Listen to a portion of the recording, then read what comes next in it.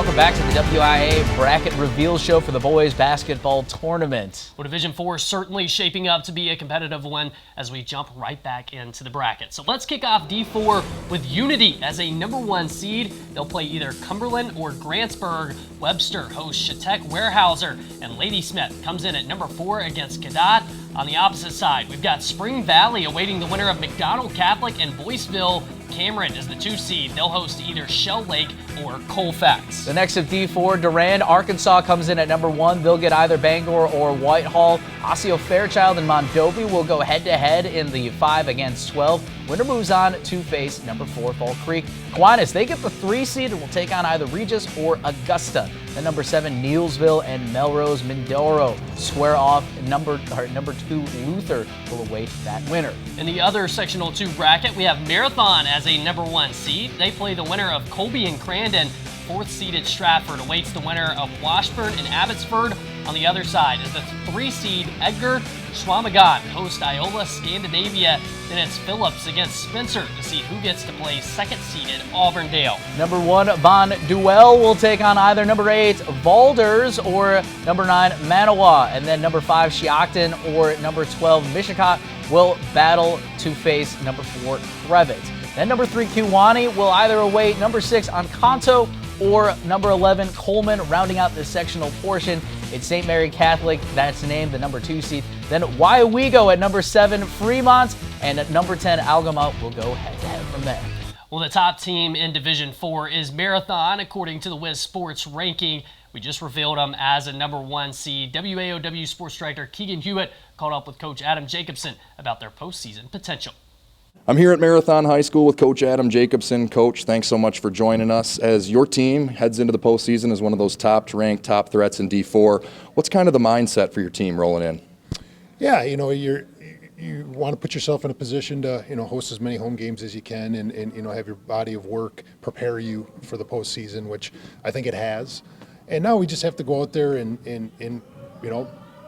play our best when it matters most, when it comes in, when the playoff comes, and if we happen to have a bye and, a team's already won a playoff game coming into our place. So, yeah, just have to take it, day by day, improve and be the best version of ourselves at that time.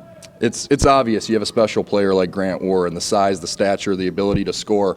But I would say from watching you guys all year, it's the 4 guys around him, no matter who's coming off the bench. How much does that help to have guys that know where to be, to work the space, and to work around him, kind of propel the success? Yeah, obviously Grant's a tremendous player. Has been a big leader of our program for a number of years. But I agree with you. Our balance, we've had 6 different guys lead us in scoring at some point throughout the year. We're a very willing and able passing team. We share the ball. Our kids really take pride in making the extra pass.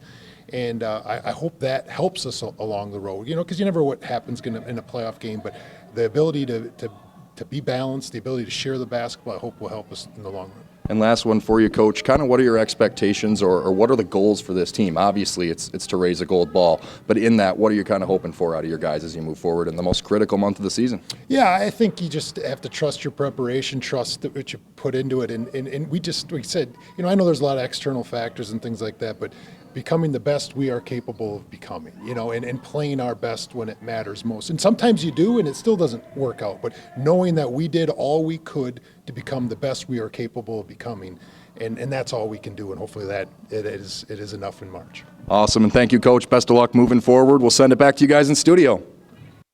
All right, thank you so much, Keegan. Well, Luke, let's not waste any more time and jump into Sectional 3 of Division 4. We start with the top seed in this sectional. It's the Mineral Point Pointers. They're going to take on either #9 Riverdale or #8 Iowa Grant. And moving down, it's #5 Lancaster and #12 Fenimore. They will face off.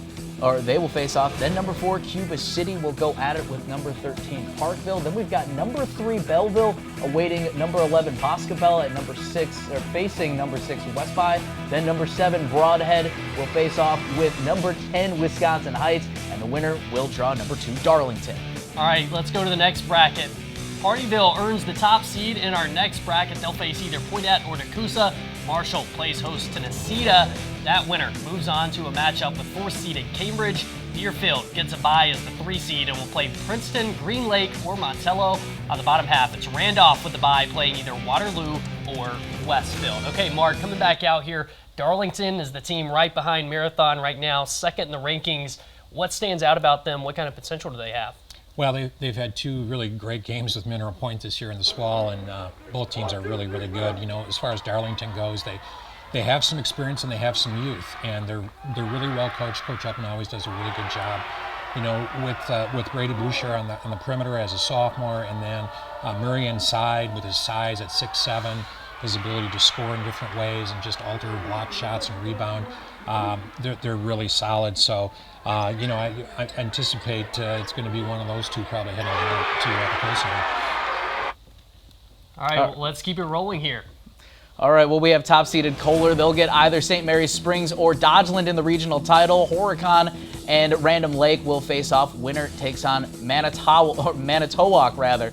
Luther who earned the 4 seed. Howard's Grove comes in at number 3. They'll get the victor of Roncalli or Marquezan. Number 7, Laconia, and number 10, Cedar Grove, Belgium go head-to-head.